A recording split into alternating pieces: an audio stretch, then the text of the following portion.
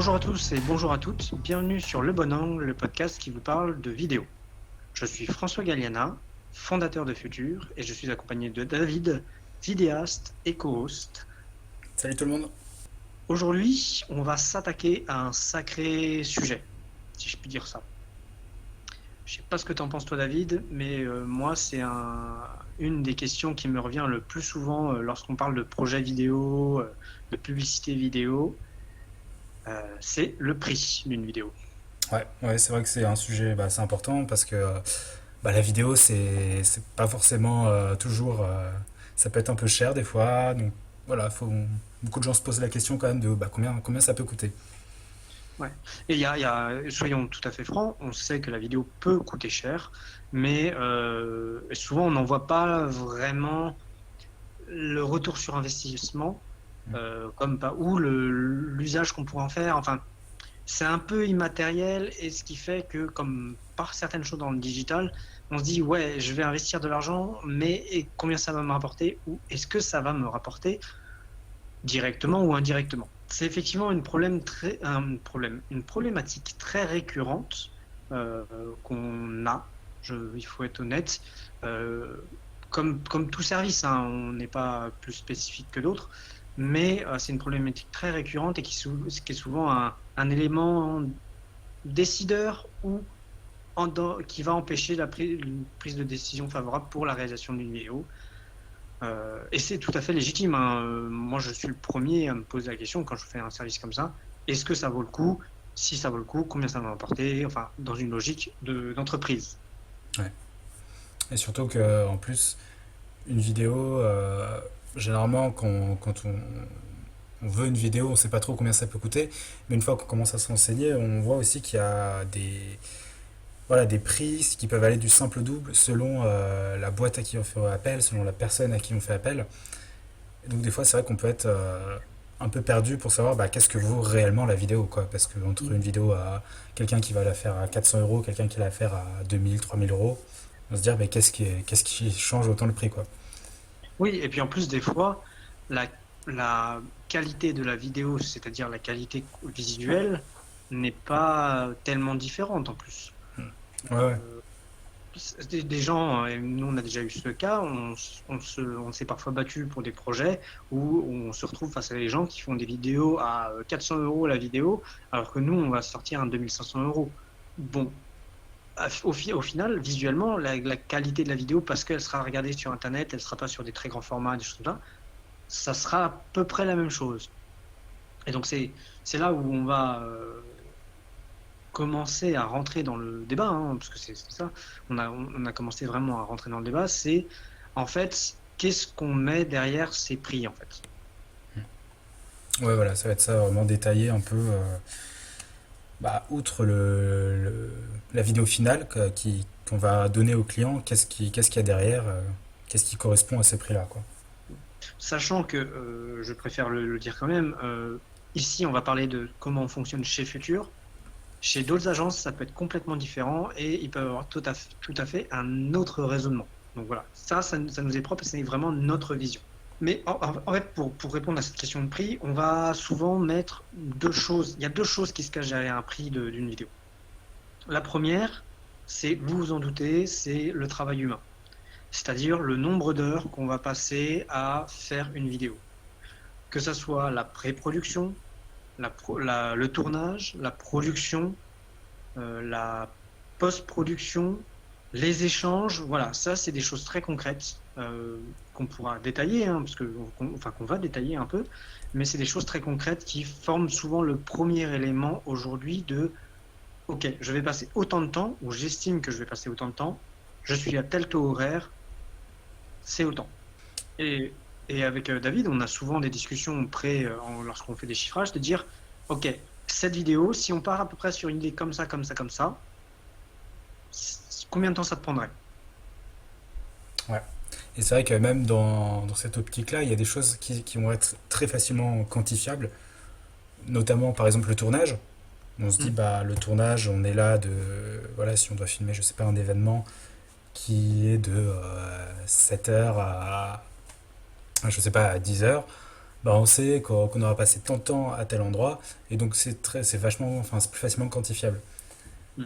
Alors qu'il y a d'autres choses qui vont être bah, un peu plus dures, on va devoir déterminer un peu combien on estime que ça va prendre de temps. Voilà. C'est pour ça que chez nous, si vous venez nous voir et vous dites, voilà, j'ai besoin d'une vidéo pour un événement, ma première question, et que vous me demandez, est-ce que je peux avoir un prix environ? Ma première réponse va pas être, ok, c'est autant, mais c'est, attendez, parlons-en, parce que je veux comprendre ce que vous voulez, quel type de vidéo vous voulez, pour après vous sortir un chiffrage adéquat. Donc ça, c'est vraiment le premier bloc je dirais le premier bloc pour le chiffrage qui est plutôt concret. Aujourd'hui, avec l'expérience, on sait à peu près. Bon, bah, y a, comme tout, hein, il y a des débordements, il y a des fois on estime trop, des fois on estime moins. Mais bon, ça c'est le jeu. Il y a une deuxième partie, par contre, qui est beaucoup plus compliquée, c'est la créativité.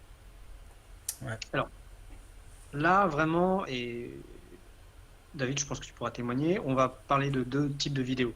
Celles qui nous demandent les vidéos où on nous demande de faire juste venir capter des choses, faire un petit montage entre guillemets, un petit, je ne parle pas en taille, mais c'est un montage simple avec un enchaînement d'images plutôt basique, un habillage, ça, la créativité, bon, il y en a parce que David quand même passe du temps, il faut monter les scènes, il faut que ça soit logique, il faut que voilà, mais c'est pas ce qui nous demande le plus de temps en termes de créativité.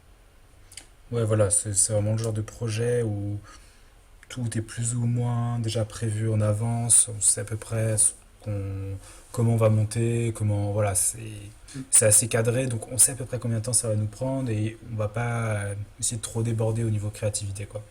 Hmm, c'est ça. Et après, il y a les autres vidéos. Et ça, c'est le cas le plus compliqué, c'est où on dit, OK, moi je veux un truc un peu original, ou je n'ai pas d'idée, je veux une idée un peu originale. Et c'est là où on doit, nous, être créatifs. Créatifs, non pas seulement sur le montage et la captation, mais aussi sur le concept même de la vidéo. Est-ce que on fait une publicité avec un produit qui fait semblant de voler? Est-ce que on le fait rouler? Est-ce que on le met dans un décor? Est-ce qu'on ne le met pas dans un décor? Voilà. Tout ça étant bien sûr coordonné avec l'entreprise et la marque qui veut mettre en avant le produit, le service. Enfin voilà. Ouais, parce que au final, la créativité, c'est quelque chose qui est à prendre en compte parce que c'est des heures qu'on passe à réfléchir à ça. Mm. Donc c'est vrai que c'est pas forcément évident à première vue dans, dans, dans un prix, quand on donne un prix pour une vidéo. Mais c'est important de le comprendre que voilà, vraiment, on passe du temps là-dessus et du coup, la plupart du temps, on le sait facturer quand même. Ouais. Et c'est d'autant plus vrai que, et ça, tout créatif pourra vous le dire, des fois la créativité, des fois l'idée créatrice, l'idée qui est vraiment euh, originale ne vient pas de suite. Mm.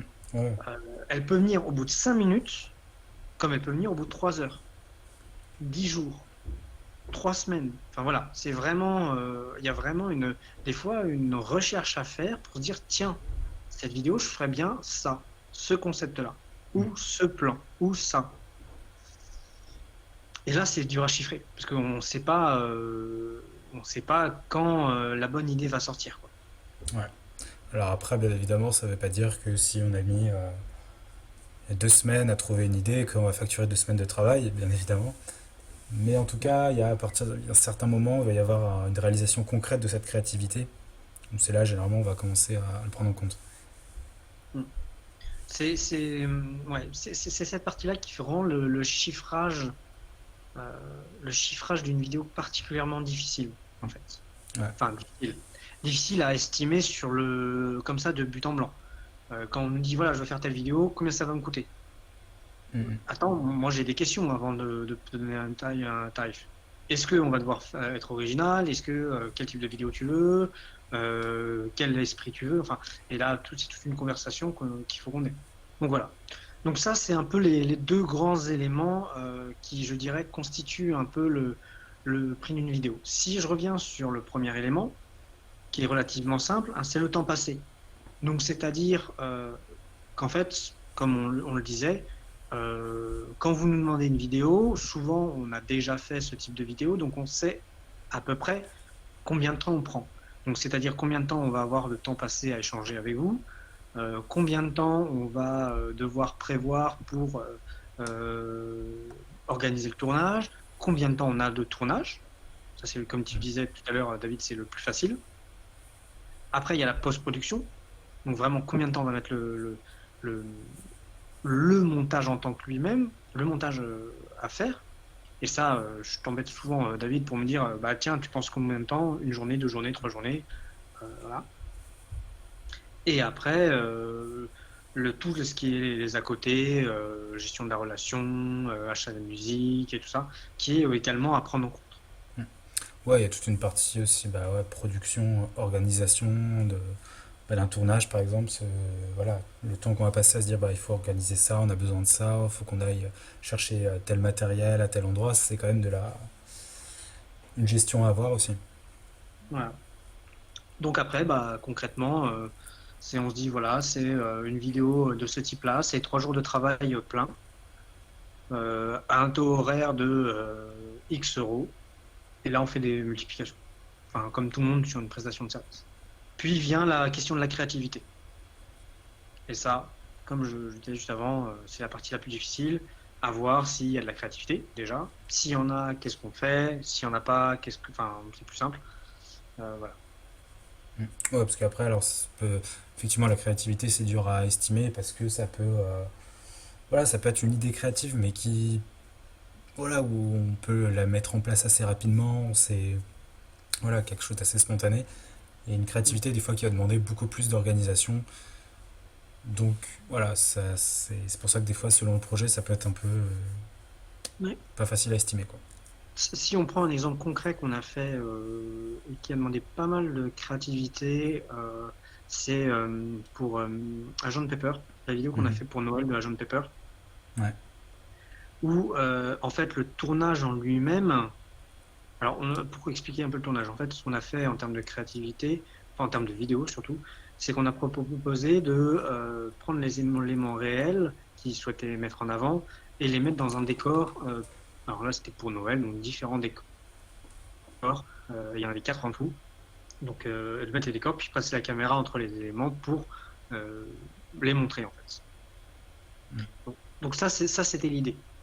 On a déjà dû la trouver, mais quand je parle de créativité, il a fallu déjà qu'on trouve l'idée, qu'on l'ait proposée, ils l'ont accepté, et en fait, la mise en place, la mise en place, oui, la création des univers, l'organisation et tout ça, alors il n'y a pas que nous qui l'avons fait, il y a aussi une partie de Agent Pepper qui l'a fait, notamment les mises en scène parce que c'est eux qui connaissaient bien, mais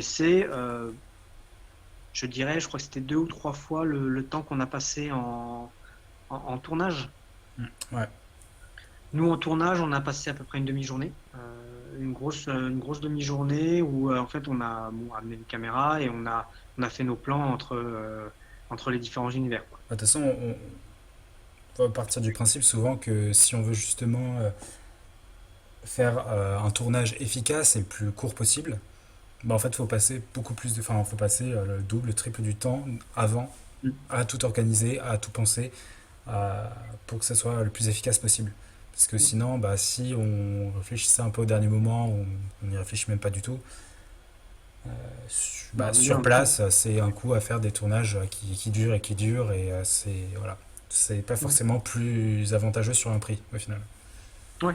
Ou du moins, c'est moins avantageux pour nous de rester autant de temps Bah alors ouais, que. voilà, mais ouais, pour tout le monde en fait, c'est pas, voilà, c'est pas forcément le mieux, donc Donc voilà un peu comment on chiffre, je veux dire plutôt, voilà comment on chiffre un peu une vidéo, sachant qu'il y a quand même un paramètre très important et qui concerne, alors peut-être plus dans de la publicité, un peu moins dans de la vidéo corporate, et encore, je dirais. mm. C'est aussi la question de savoir bah, combien coûte la créativité. Ouais. Combien coûte la créativité? C'est-à-dire que il y a des agences, je vais prendre 2 exemples. L'agence A et l'agence B. L'agence B va être très réputée pour sa créativité Et pour une vidéo, et on va prendre la même vidéo pour les deux vidéos, pour les deux agences, elle va vous sortir un chiffrage à 20 000 euros. OK, pour cette vidéo, on vous fait un chiffrage à 20 000 euros. Mais elle est très réputée pour sa créativité, elle fait que des projets originaux et tout ça. Puis l'agence A qui va vous dire, bah moi je vous fais pour 10 000 euros. C'est une bonne agence, sauf que elle va moins se démarquer au niveau de créativité. Et en fait, qu'est-ce que je veux dire avec cet exemple-là? C'est tout simplement que la créativité, mais aussi la réputation se paye. Là, l'agence numéro A va se dire, ok, bah moi, cette vidéo, on peut la faire comme ça, comme ça, comme ça. C'est, je sais pas, c'est une semaine de travail total. Alors que l'agence B, donc celle qui est très créative, va vous dire, bah nous, on ne fonctionne pas au taux horaire. Vous allez payer cher, oui, mais derrière, on va vous sortir toutes les idées auxquelles on peut penser et jusqu'à quand on trouve le bon projet. Et Ouais, là, en fait, c'est une appréciation de vous en tant que client, qu'est-ce que vous souhaitez aussi. ouais, il y a une question un peu, même on pourrait dire, c'est comme du sur-mesure un peu. Il y a voilà, des boîtes qui vont dire, bah nous, on fait ça comme type de vidéo. Donc nous, on va adapter notre type de vidéo à votre boîte, mais en gros, on va vous faire un truc comme on fait d'habitude. Hmm. Et il y a l'autre boîte qui va dire, bah nous, on va faire vraiment du sur-mesure, on va faire vraiment s'adapter à vous, créer quelque chose de nouveau. Ça va prendre sûrement beaucoup plus de temps, mais à la fin, vous aurez une vidéo plus créative, et donc plus Et on impactante. dit pas, on est loin de dire que l'une ou l'autre est mauvaise, hein. Ah oui, oui. C'est deux modes de réflexion et c'est deux volontés. Des fois, la vidéo basique, enfin vidéo basique classique, je dirais plus, la vidéo classique est très bien. Et il n'y a pas besoin de créativité folle. Mais des fois, la créativité permet de se démarquer, permet d'aller plus loin, permet de montrer une image de marque beaucoup plus forte. Donc, c'est là où c'est un vrai système de pensée pour se dire, OK, bah, je vais mettre le prix dans la vidéo parce que je veux avoir ça. Ouais, clairement, c'est chaque vidéo. Alors, on en avait déjà parlé dans d'autres podcasts, mais on disait où chaque client a besoin de sa vidéo. Ça peut être, chaque vidéo peut être très différente, mais comment dire, par exemple, une vidéo qui va être vraiment faite sur mesure, donc qui va potentiellement coûter assez cher, sera peut-être pas adaptée à tel type de client. Et du coup, il va dépenser beaucoup d'argent pour une vidéo qui ne lui servira pas ou qui sera pas très utile pour lui. Hmm. Alors qu'à l'inverse, il y a une boîte qui va dire, bah moi, je vais économiser sur la vidéo, donc je vais prendre quelque chose d'un peu moins cher. Mais au final, bah, le potentiel, ça va pas, vu que la vidéo sera un peu plus basique, son potentiel, ça va pas être très bien utilisé, et du coup, ça peut desservir la boîte aussi. Donc, il faut vraiment réfléchir à ce dont on a besoin. Et pas se dire, moi, je veux le top du top, ou si jamais, parce que ça se trouve, ça sera pas forcément utile. Hmm. Et c'est vrai que là, tu abordes un sujet nous, on évoque relativement peu parce que c'est moins nos, nos cordes, mais c'est aussi, alors on le fait en partie pour la vidéo, mais c'est aussi se dire, voilà, vous voulez une vidéo, comment on va réussir à toucher, ok, vous voulez une vidéo, mais quelle est votre cible et comment on va réussir à toucher cette cible. Donc c'est aussi toute la stratégie à mettre en œuvre derrière la vidéo pour bah, que celle-ci soit efficace. Ouais, Donc souvent, il y a des agences nous on travaille souvent avec des agences de communication ou des services de communication dans l'entreprise pour définir ces choses-là. Mais il y a aussi une part de réflexion où nous, on a un savoir-faire et une connaissance sur la vidéo et on va vous dire, OK, vous voulez toucher telle personne, bah, il faut leur parler comme ça. ouais, Je vais c'est. prendre un exemple. Ouais. Vas-y, je t'en prie. Non, ouais, je dis, c'est vrai que c'est important parce que généralement aujourd'hui, quand on achète une vidéo, un client achète une vidéo, c'est pas, bah, c'est pour qu'elle serve enfin, à son entreprise ou voilà, à son activité, qu'elle lui rapporte potentiellement de l'argent. Et, mais selon la méthode de diffusion, c'est vrai que le prix de la vidéo va être impacté. Par exemple, si vous êtes une boîte et vous voulez mettre votre vidéo sur à la télé, en tant que publicité, bah, vous allez dépenser quand même pas mal d'argent pour la diffuser à la télé. Donc c'est vrai que là, par exemple, si vous dites, bah, par contre, je vais mettre une vidéo, je vais pas dépenser beaucoup pour une vidéo, c'est-à-dire que vous allez avoir une vidéo assez basique, mais qui va passer à la télé. Du coup, c'est peut-être un peu dommage parce que vous n'utilisez pas vraiment le potentiel que vous avez de mettre des vidéos à la télé. Alors qu'à l'inverse, parfois, des fois, faire une vidéo très poussée, très créative, mais que vous voulez uniquement mettre sur les réseaux sociaux, bah, vous allez payer cher pour au final une communication derrière qui pourrait être beaucoup plus simple, quoi. Mm. Donc voilà. Mais là, c'est quand même un peu moins notre domaine d'expertise. Et ça, c'est des choses qu'on fait en collaboration avec des agences de communication. Ouais. Mais c'est aussi une part voilà, de réflexion. Une part de réflexion. Et l'exemple que j'avais donné quand, quand, quand je, quand je t'ai coupé la parole, David, c'est par exemple, nous, on a une connaissance des formats. On sait qu'aujourd'hui, pour s'adresser à du 10, 15 ans, aujourd'hui, TikTok, les formats TikTok sont très intéressants. Et donc, les formats TikTok, qu'est-ce que c'est, comment ça marche, quel type de vidéo c'est. Voilà. Et nous, on a cette connaissance de, OK, bah, une vidéo sur TikTok, ça marche comme ça, comme ça, comme ça, Mm. par exemple. Si on s'adresse à un peu plus âgé, on va aller sur de l'Instagram.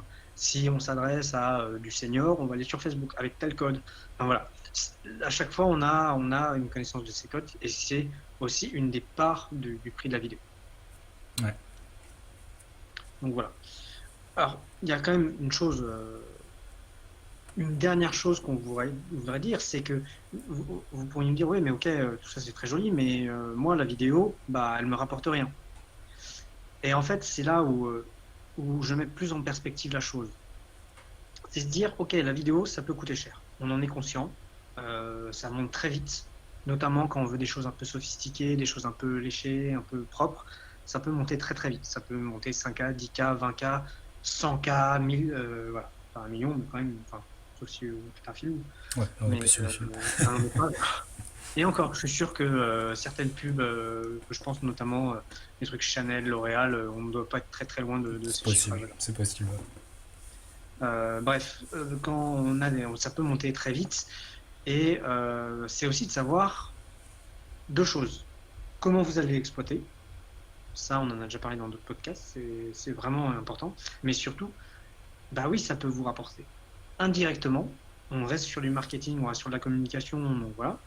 Mais est-ce que cette vidéo va pas contribuer à un plan marketing qui fait que bah, votre image va augmenter, la connaissance de votre marque va augmenter et donc indirectement rapporter? Alors, je vous dirais bien qu'on ne garantira jamais le succès de vos magasins ou de vos produits ou services grâce à une vidéo. Moi, je m'engage jamais sur ce genre de choses. Ou alors, il faut me payer relativement cher. Mais derrière, c'est quand même une estimation de se dire, OK, je fais cette vidéo qui va me coûter 20 000 euros. Bah, j'espère qu'elle va me rapporter directement ou indirectement 200 000, 300 000, 400 000 euros. Parce que je vais l'utiliser plein de fois, parce que je vais le diffuser là, et que voilà. C'est juste un calcul que tout chef d'entreprise ou entrepreneur connaît. C'est se dire, voilà, je fais un investissement, direct ou indirect, combien il me rapporte. Et quand on rapporte, se dire 20 000 euros c'est cher, mais quand on dit ok 20 000 euros c'est cher, mais ça me rapporte 300 000 euros, c'est un équilibre. Ouais. Après, est-ce que c'est un succès? Ouais, c'est pour ça que souvent, il y a beaucoup de gens qui pourraient hésiter à faire une vidéo. Parce que, comme tu le disais au début du podcast, c'est quelque chose d'immatériel, une vidéo. Donc, voilà, c'est pas comme une machine qu'on peut acheter on sait qu'elle va nous faire tant de produits par minute, machin. Là, c'est vraiment quelque chose d'immatériel qui va servir sur plus ou moins le long terme. Et voilà, ça va rapporter. Le but, c'est que ça rapporte des clients. Mais après, effectivement, selon la façon aussi dont c'est diffusé, tout ça, ça peut être super variable. Donc c'est pour ça qu'il y a beaucoup de gens qui peuvent hésiter. Mais la plupart du temps, quand même, on remarque que c'est quand même assez efficace la vidéo. Il y a pas mal de statistiques qui le montrent. Je pense notamment au rapport HubSpot 2018, je crois, qui faisait un point sur la vidéo et qui montre les pourcentages en plus d'une vidéo sur les sites internet, par exemple. Et c'est une statistique parmi d'autres. Alors, j'ai pas les chiffres sous les yeux, mais c'est assez impressionnant de se dire, je crois que c'est autour de une personne qui regarde une vidéo sur un site augmente le trafic ou fait rester la personne plus de 30% du temps. Donc voilà, et c'est des choses qui sont engageantes. Donc les statistiques le montrent. Après, effectivement, mais ça c'est un autre domaine, c'est comment j'exploite ma vidéo. Et bien Ouais, exploiter. c'est vraiment, les deux sont vraiment liés entre la qualité globale de la vidéo et comment elle est utilisée. C'est vrai qu'une vidéo peut être vraiment superbe, créative, vraiment techniquement impeccable. Mais derrière, si elle n'est pas utilisée, elle n'est pas diffusée de façon efficace, bah voilà, cette vidéo elle servira vraiment à rien. Alors que, à l'inverse, on Mm. peut faire une vidéo vraiment plus classique, mais si elle est bien diffusée, bien utilisée, ça peut être, voilà, avoir un effet, avoir un impact super important. Mm. Donc c'est pour ça C'est que c'est peut-être vraiment lié. c'est peut-être un sujet qu'on pourra aborder un peu plus tard dans un des prochains podcasts, comment exploiter une vidéo. Ouais.